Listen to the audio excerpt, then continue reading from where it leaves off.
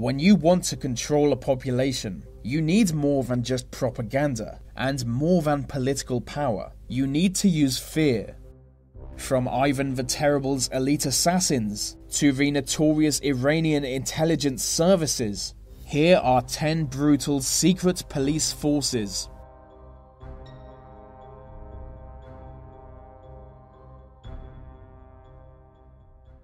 Kempeitai was the secret police of Imperial Japan. It operated from 1881 to 1945 and reached its murderous peak during the Second World War. They were responsible for psychological operations, counterintelligence, and propaganda. They were also in control of the notorious Unit 731, a research facility now known for brutal human experimentation. Thousands of Chinese test subjects were at the mercy of the Kempeitai. Their limbs were amputated and then sewn back onto them, or they were injected with deadly diseases. Many had their vital organs removed and were exposed to the plague. Even children were operated on without anesthetic. These experiments were done in secret, but the Kempeitai were well known. They once beheaded the editor of an anti-Japanese newspaper and tied his head to a lamppost. It is thought that they killed between 20 and 50,000 civilians in Singapore alone. Their justification for this was that they were anti-Japanese operatives, but almost anything could lead to people being called anti-Japanese. If you had a tattoo, you were anti-Japanese. If you spoke English, you were anti-Japanese.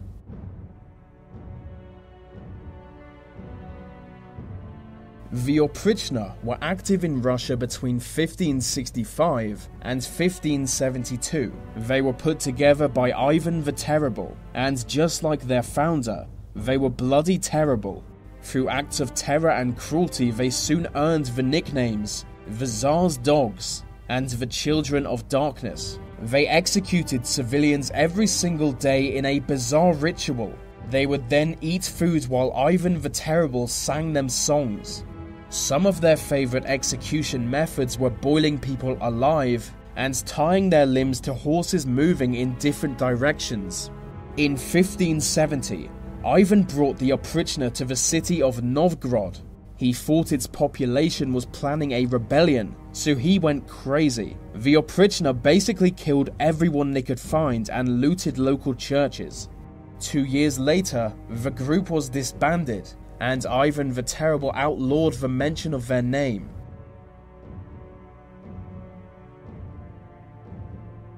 In 1382, the Chinese Emperor Hongwu decided he needed secret police. Their initial responsibility was to spy on whoever Hongwu wanted, but their activity soon broadened.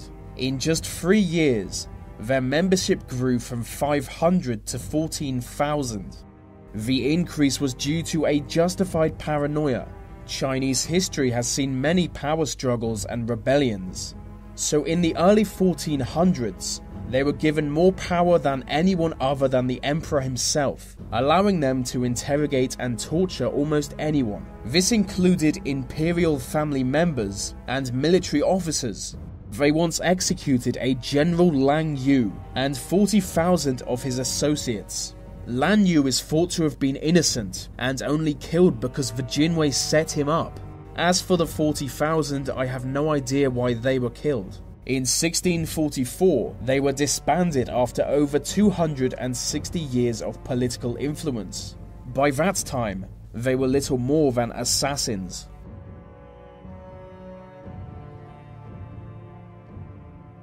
The NKVD was Joseph Stalin's secret police. Well known for political violence, they regularly kidnapped, interrogated, and executed Stalin's enemies. They were even more well known for being in charge of the gulags. Gulags were the notorious forced labor camps of the Soviet Union. Anyone could be sent to a gulag, from serious criminals to political prisoners, and their brutal conditions saw the deaths of 10 million people. Stalin used the NKVD to obliterate his political opponents. They would be branded an enemy of the state and swiftly executed. In 1937 and 1938, This fate met around 700,000 people. You never knew when the NKVD would come. They could capture you at work, on a dark night, or even during a wedding. NKVD operation was only ended after the death of Joseph Stalin in 1953.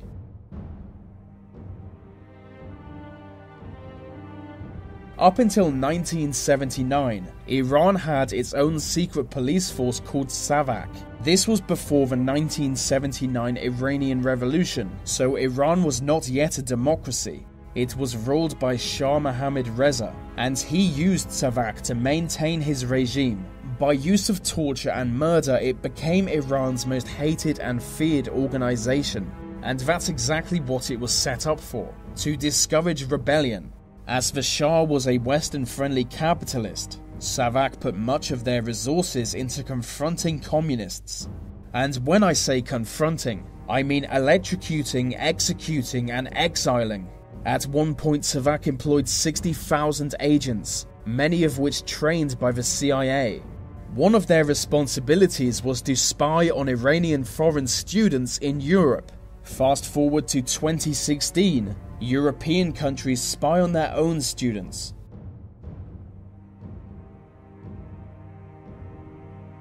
Even the Roman Empire had its own secret police. They were called Frumentari, and there are just two main sources that tell of their existence, one of which is inscriptions on the gravestones of its members. The empire was large, making Frumentari life difficult, as much travelling was required of them. But when they eventually did arrive at a city, they'd be busy causing havoc, unless of course they were paid a massive bribe. When they weren't doing that, or persecuting early Christians, they acted as the emperor's private investigators, spying on anyone with power, or with the potential of gaining power, or with the potential of knowing anyone with the potential of gaining power. They basically spied on everyone in Rome, which is what really led to their downfall. People just protested until the group was disbanded.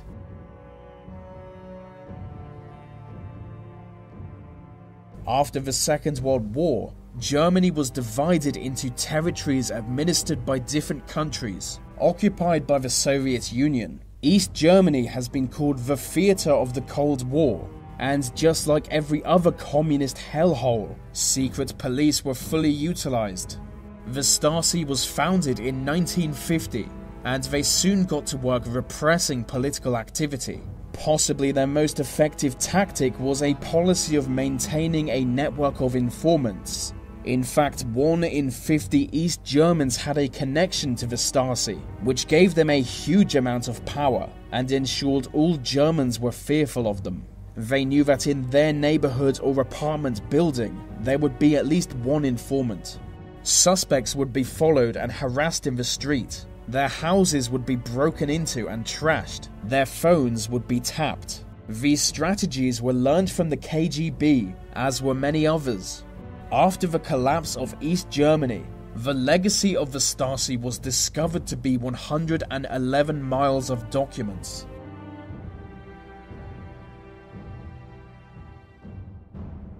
In Old Cambodia, the term Keeper of the Peace is translated as Santebal. This was the name given to the Khmer Rouge's secret police. The Khmer Rouge ran a brutal regime in Cambodia during the 1970s, orchestrating the Cambodian genocide. They killed 1/4 of the country's population and produced 20,000 mass graves. So as you'll imagine, their secret police were particularly nightmarish. We know fairly little about them, as they made an effort to destroy evidence of their actions. But we know they ran 150 prison camps, which saw torture, execution, and human experimentation.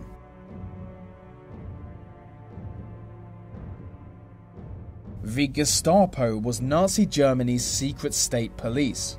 Run by SS officers, they would come for their victims on dark nights, giving birth to horrifying stories. Gestapo officers were notorious for their unchallenged power and heartless interrogators. They really were inspired by the Soviet police, employing a vast network of informers. They even encouraged children to inform on their parents, and many did. For these tactics, even the German army hated the Gestapo. There were 5 departments, each focusing on a different area. Department A dealt with their political opponents. Communists and liberals would be dragged away in the middle of the night, tortured until an admission of guilt was extracted, and usually executed.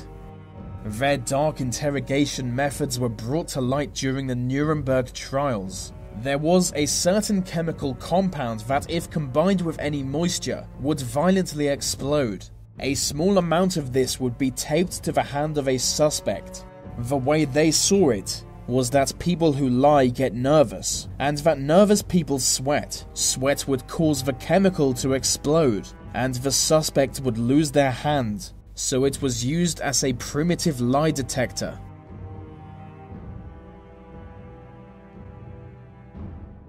Now, I don't want to end this video on something depressing, so number 1 doesn't actually exist. It's the Thought Police from 1984. 1984 is George Orwell's terrifying dystopian novel, in which the government is dominated by one single party, who controls its population by punishing thought crime.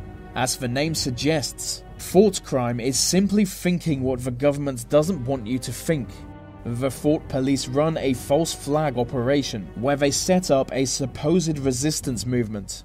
Anyone who joined the movement was arrested by them. That may sound quite bizarre, but it's something the Soviet Union genuinely did in real life. Unlike other secret police forces, the Thought Police attempted to force people to love their ideology. They did so in their torture chamber known as Room 101, where you are exposed to your worst nightmare. Hey, is that trouble or not? Huh? They're not having trouble, are they? I don't know. I ain't never seen anything like that. That's trouble of some kind, George. Huh? That's trouble of some kind, isn't it, or not? There it goes again. I think I'll go in and listen. Hey, Like the sky going by. See up there? they got troubles. I'm gonna go listen.